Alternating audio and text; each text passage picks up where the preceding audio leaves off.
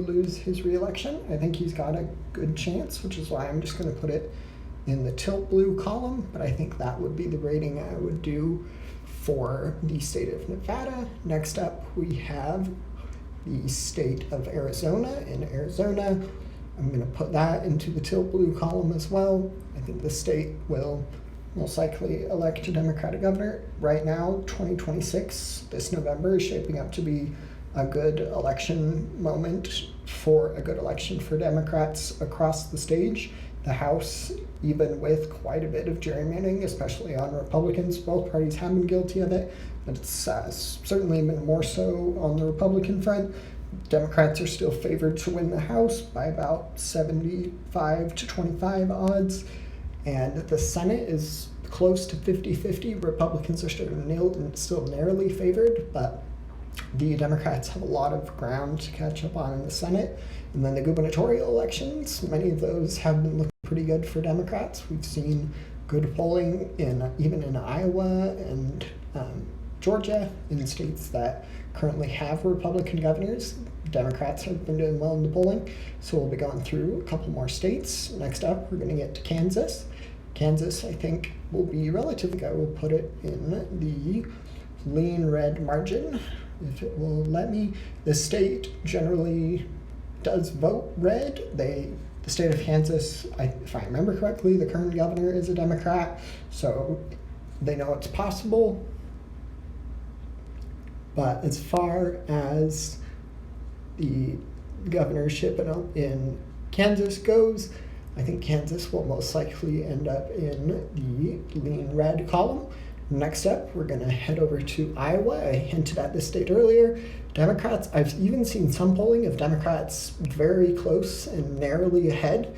For now, I think Republicans are still the favored party in the gubernatorial election here, I don't live, but in the state of Iowa, I think that will be a Republican victory.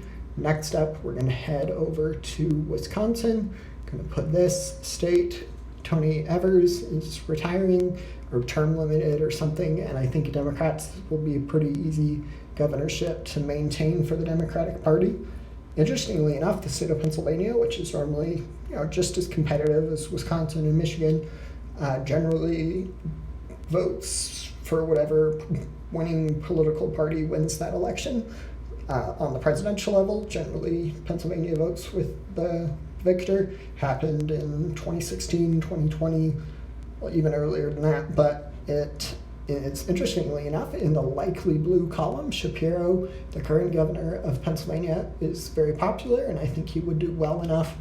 It is interesting that likely is the designation it gives it. I'm not sure I would quite go that far. I think lean is maybe more probable, but this is what the 270 map gave us, so we're going to stick with that. And then Michigan and Ohio. In Michigan, I'm going to put that into the tilt blue column. I think the state will probably be a little more narrow than the state of Wisconsin, but for now I'm going to put it into the tilt blue column. And then next up we have the state of Ohio. In Ohio, I think the state will probably be the opposite of Michigan and Wisconsin. I'm going to put the state of Ohio into the tilt red column. I think Democrats really have an opportunity in Iowa and Ohio to flip the governorship in both of those states. I think Democrats could potentially do this. I don't think it's the most likely situation at the moment, but for now, that is the rating I will give there for Ohio.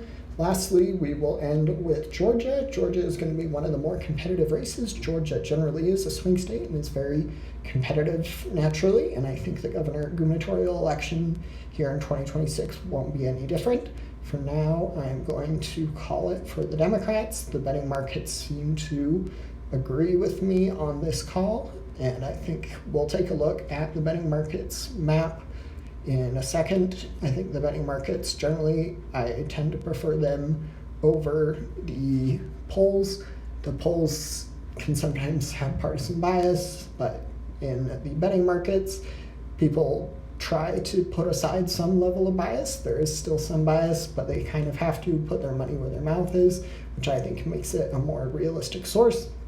But with that call in Georgia, it is a split country, as split as it could get. 25 governors in the Democratic Party's column, 25 in the Republican Party's column. And then I did say we would take a look at the election map in the Kalshi betting markets app. I think this one is going to be particularly interesting once it loads. So generally, the betting markets are looking pretty good for, here we are. So this is the Kalshi market. It generally, it has a much more optimistic outlook for Democrats than I did. I think Democrats will do well, but it is interesting to see even Nebraska narrowing up to likely with Kansas in the lean category. I did call that one that way, but Arizona in the lean blue column, as well as Iowa, interestingly enough. I don't know what the odds of that are. I think it's possible, and then Florida is even in the lean red. Generally, that state's in the likely red.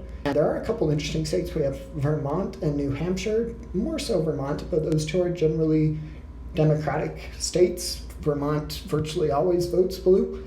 New Hampshire is a little more competitive, but they both have Republican governors. It's kind of a bit of an interesting situation. There's more moderate governors in the New England area that tend to be socially liberal but fiscally conservative, and that kind of governor has played well in New England for a couple states, just in Vermont and New Hampshire.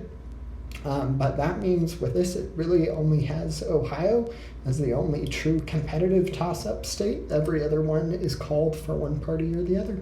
So a bit of an interesting situation. Kalshi betting markets have the odds looking slightly better for Democrats than I do, but it is just one seat difference, so I think that is important to note. But for now, we'll end there. Don't forget to like and subscribe. Thanks. Bye.